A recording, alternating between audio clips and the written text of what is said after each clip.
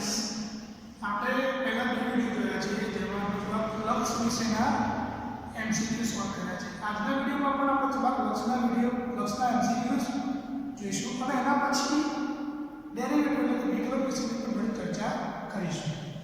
અહીંયા મને એક પ્રશ્ન આપેલો છે કે limit x tends two 0 માનાંકમાં x ભાગ્યા x બરાબર ખાલી જગ્યા. આ જે પ્રશ્ન છે તે AI ને બની 2002 માં પૂછેલું છે.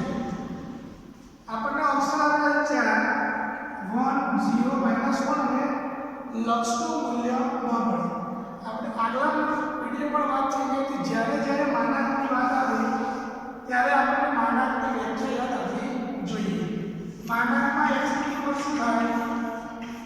x થાય જ્યારે x = 0 હોય ત્યારે અને -x થાય જ્યારે x > 0 હોય ત્યારે. તો એને જ્યારે આની બાજુનું લક્ષ ફાઇન્ડ કરીશ ત્યારે મને શું મળશે? x ટેન્ડ્સ ટુ 0 માઇનસ જ્યારે 0 માઇનસ ની વાત કરું ત્યારે મારે માનાંકમાં શું લેવું પડશે? -x. તો -x upon x આ મૂળથી જશે -1. આ પ્રમાણે જ્યારે હું જમણી બાજુનો લક્ષ શોધીશ તો મારો આન્સર આવશે 1, કારણ કે ત્યારે મારો માનાંક x બરાબર થશે x. તો એક કરતા -1 બીજું લક્ષનું મૂલ્ય આવ્યો 1, એટલે કે ડાબી બાજુનું લક્ષ બરાબર નથી જમણી બાજુનું લક્ષ. જ્યારે બંને લક્ષ સરખા ન હોય ત્યારે મને લક્ષનું મૂલ્ય મળે નહીં. એટલે જ્યારે લક્ષની વાત આવે અને માનાંક આવે આપણા માટે એક જ ઓપ્શન. બીજા પ્રશ્નમાં આપણને આવું આપેલું છે કે limit x tends to π/2 sin બ્રેકેટમાં cos x into cos x upon sin x minus cos x. હવે જો અહીંયા હું ડાયરેક્ટ π/2 લિમિટ પુટ કરીશ તો નીચે છેદથી જશે 0, એટલે કે 0/0 ફોર્મ આવશે. એવું આપણે ચાલે નહીં. તો એના માટે આપણે cos x પર શું પુટ કરીશું? પહેલા તો 1/sin x રૂટ મૂકીશું. તો શું થાય છે? sin of cos x into cos x upon sin x minus 1/sin x. તો આ LCM શું થશે? લસા sin x થશે. શું થશે? sin² x minus 1 આખાના છેદમાં sin x. આ છેદનો sin x જે છે એક જ તો રહે કૌંસમાં. ને sin² minus 1 શું થાય? આપણને ખબર છે sin² x plus cos² x = 1 થાય. તો sin² x minus 1 = શું થાય? minus cos² x. તો આપણે એટલી વસ્તુ અહીંયા પણ કરીએ. છેદના sin x છે એના નીચે અને નીચે રહેલું minus cos² x. એક વખત સ્ક્વેર અને બીજી વખત સ્ક્વેર કેન્સલ થઈ ગયો. જો આપણું લક્ષ શું થઈ ગયું? હવે એક તો આ sin of cos x upon cos x minus ને લઈ લો છું બહાર. અને બીજું શું થયું? Limit x tends two 0 sin x. તો આ કોના જેવું લાગે છે તમને? યાદ કરો, આપણે આગળ થઈ ગયા છે કે limit x tends two 0 sin x upon x થાય 1. બરાબર છે? એટલે હવે મારે અહીંયા એંગલ ગોઠવવા પડે. પણ આપણને ખબર છે કે cos π/2 minus x શું થાય? It is sin x. બીજો ખબર છે cos of minus x શું થાય? cos x થાય, કારણ કે cos x કેવું છે? even with, એટલે કે so limit of this function is 1, limit of this function is 1 minus 1 minus minus 1 into 1 into 1 that is minus 1. Minus 1 is my answer. So option C is the correct one. દરેક વખતે એવું ના હોય કે ઓપ્શનમાં લક્ષ ન લેવો હોય એટલે એ ઓપ્શન ના લેવું સાચું નથી.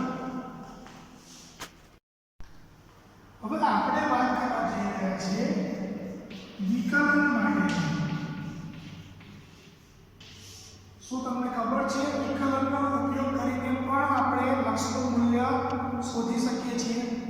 કેવી રીતે આપણે હમણાં આગળ જોઈએ છીએ. સૌપ્રથમ આપણને વિકલનની વ્યાખ્યા ખબર હોવી જોઈએ.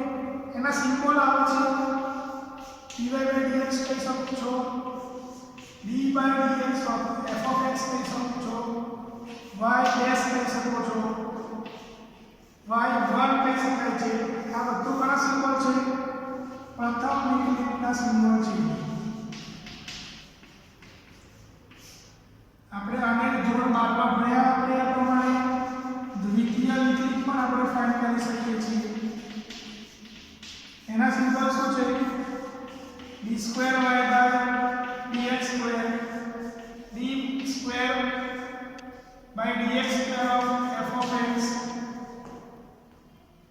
f(x) y'y2 એટલે કે આ ઘણા સિમ્બોલથી આપણે વિકલનને દર્શાવી શકીએ છીએ. બીજી એક વ્યાખ્યા જોવાની છે આપણે સાતત્ય. કોઈ પણ વિધેય સતત છે એવું ક્યારે કહી શકીએ આપણે? કોઈ પણ વિધેય સતત છે એવું કેવું હોય તો આપણી પાસે બે વસ્તુ છે. એક તો લિમિટ x → a - f(x) એનું મૂલ્ય, બીજી લિમિટ x → a + f(x) આના જેટલું હોવું જોઈએ અને આ બંનેનું મૂલ્ય f(a) જેટલું હોય તો વિધેય f એ x બરાબર a આગળ સતત છે એવું આપણે કહી શકીએ છીએ. હવે આ વાત થઈ સાતત્ય અને વિકલન. આપણે આને પહેલા એમસીક્યુ કર્યો હતો જેની અંદર sin of cos x એવું જ લક્ષનું મૂલ્ય આપણે ફાઇન્ડ કરવાનું હતું.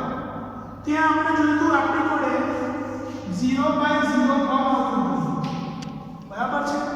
આવું 0/0 ફોર્મ આવતું હોય અને આપણે લક્ષનું મૂલ્ય શોધવું હોય તો એના માટે બહુ જ વેલ નોન રૂલ છે. એનું નામ છે એલ હોસ્પિટલ રૂલ.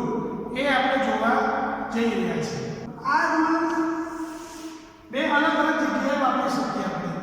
જ્યારે આપણને જે લક્ષ શોધવાનું આવ્યું છે એ 0/0 સ્વરૂપમાં હોય ત્યારે અને લક્ષનું જે આપણે સ્વરૂપ છે ∞/∞ સ્વરૂપ હોય ત્યારે એના માટે આપણે પહેલા બે વસ્તુ લેવી પડશે.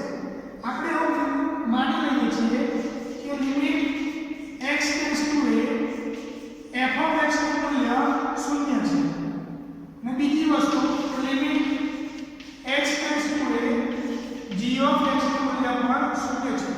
એટલે કે જો બે વિધેયોના લક્ષનું મૂલ્ય 0 થતું હોય તો લિમિટ x → a f(x) આ લક્ષનું મૂલ્ય limit x → a f(x) g'(x) જેટલું જ થાય. એટલે કે જો બે વિધેયોના લક્ષનું મૂલ્ય 0 થાય એટલે કે આ જે f/g વાળો જે ફોર્મ છે 0/0 સ્વરૂપ આવે તો આ લક્ષનું મૂલ્ય એ એના વિકલનનું લક્ષનું મૂલ્ય ફાઇન્ડ કરીએ એટલું જ થાય. હવે તમે વિચારી શકો છો કે આપણે જ્યારે ત્રિકોણમિતિય વિધેયોમાં ફાઇન્ડ કરવું હોય અને છેદ 0 થઈ જતો હોય અને જો આપણે એનું વિકલન ફાઇન્ડ કરી દઈએ અને પછી લક્ષ ફાઇન્ડ કરીએ તો આપણે ઇઝીલી 2 થી 3 સ્ટેપમાં જ આપણા ક્વેશ્ચનનો આન્સર મળી શકે છે. આ સેમ વસ્તુ જ્યારે ∞/∞ સ્વરૂપ હશે ત્યારે પણ લાગુ પડશે. એટલે કે જો લિમિટ x → a f(x) બરાબર ∞ થતું હોય અને લિમિટ x → a g(x) બરાબર પણ ∞ થતું હોય તો લિમિટ x → a f(x) નું મૂલ્ય એના વિકલનના મૂલ્ય જેટલું જ થાય. બરાબર છે? આ બંને નિયમનો આપણે યુઝ કરી અને લક્ષનું મૂલ્ય બહુ જ ઇઝીલી ફાઇન્ડ કરી શકીએ છીએ. આ રૂલનું નામ શું છે?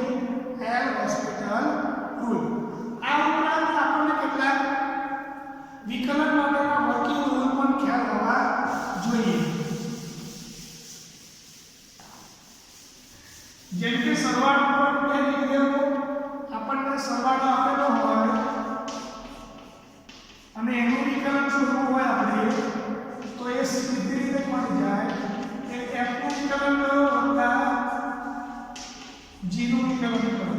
આ વસ્તુ બાદબાકી માટે પણ સરખી જ છે, પણ જ્યારે એ બંનેનો ગુણાકાર આપેલો હોય ત્યારે એ વિકલન થાય. આપણે જાણીએ છીએ એ પ્રમાણે પહેલું વિધેય એઝ ઇટ ઇઝ લખવાનું, બીજા વિધેયનું વિકલન લેવાનું વત્તા બીજું વિધેય એવું લખવાનું અને પહેલા વિધેયનું વિકલન લેવાનું. એ જ પ્રમાણે જ્યારે બંનેનો ભાગાકાર આવે ત્યારે છેદનું જે વિધેય છે એનો વર્ગ છેદમાં લઈ લેવાનો, છેદવાળું વિધેય કોન્સ્ટન્ટ, પહેલા વિધેયનું વિકલન માઈનસ પહેલું વિધેય કોન્સ્ટન્ટ, બીજા વિધેયનું વિકલન. અહીંયા કન્ડિશન છે કે g ઓફ x ની વેલ્યુ શૂન્ય ક્યારેય ના લઈ શકે. તો આપણે આ બધા નિયમો જાણતા હોઈએ. આની ઉપર આપણને એ ખબર હોય છે કે sin નું વિકલન શું કહેવાય, cos નું શું થાય, x પાવર n નું વિકલન શું થાય, શૂન્યનું વિકલન શું થાય, કોઈ કોન્સ્ટન્ટ સંખ્યાનું વિકલન શું થાય. આના ઉપરાંત આપણે ધોરણ 12 માં ભણ્યા તે sin ઇન્વર્સ x નું વિકલન, cos ઇન્વર્સ x નું વિકલન એટલે કે ઇન્વર્સ ટ્રિગ્નોમેટ્રિક ફંક્શન્સ છે એનું વિકલન શું થાય, પ્લસ પેરામેટ્રિક ફોર્મ જે આપણે ભણી ગયા છે dx/dt/dy/dt dx/dy થાય. પ્રશ્ન અહીંયા આપેલો છે કે જો limit x → 0 log 3 + x - log 3 - x x is equal to k હોય તો k નું મૂલ્ય શું થાય. આપણી પાસે ચાર ઓપ્શન તો આપેલા છે. હવે જો અહીંયા ડાયરેક્ટ લક્ષણ મૂલ્ય મૂકું છું શૂન્ય તો શું થશે, log 3 - log 3 એટલે અંશ થઈ જાય 0, નીચે છેદ પણ થઈ જશે 0 એટલે કે આ 0/0 સ્વરૂપ થઈ ગયું. તો હમણાં જ આપણે નિયમ જોયો કે આ હોસ્પિટલ રૂલ, એના ઉપરથી જો ડાયરેક્ટ આન્સર કેવી રીતે આવે છે એ હોસ્પિટલ રૂલનો યુઝ કર્યા પછી તો આના ઉપરથી થાય કે x → 0 આપણને log x નું વિકલન ખબર છે શું છે, log x તો 1/x થાય, 3 + x નું વિકલન શું થાય 0 + 1 એટલે 1 લખવાની જરૂર નથી, માઈનસ 1/3 - x 3 નું 0 અને માઈનસ x નું માઈનસ 1/x નું વિકલન થાય 1. હવે હું આ લિમિટ વેલ્યુ મૂકું શું થાય 1/3 + 0 એટલે 1/3 minus minus plus 1/3 - 0 1/3 that is 2/3. This is my answer. આ ક્યાંથી આવ્યો, એ હોસ્પિટલ રૂલ પરથી આવ્યો. આ રૂલનો યુઝ કરું છું તો મને ઈઝીલી આન્સર મળી જાય છે. બાકી મારે અહીંયા ફાળણી લેવી પડે, પછી છેદમાંથી x રિમૂવ કરવા પડે, એ રીતે બધું મારો આન્સર આવે. એ ઘણા બધા સ્ટેપ થઈ જાય, પણ અહીંયા હું એ હોસ્પિટલ રૂલનો યુઝ કરું છું, બે સ્ટેપમાં મારો આન્સર આવી જાય છે. આપણે કયા રૂલ વાપરીએ છીએ એ ઇમ્પોર્ટન્ટ છે, ને કેટલું ઝડપથી એનો આન્સર આવે છે એ પણ બહુ જ ઇમ્પોર્ટન્ટ છે. આના વિશેના વધુ એક્ઝામ્પલ આપણે નેક્સ્ટ લેક્ચરમાં કરીશું.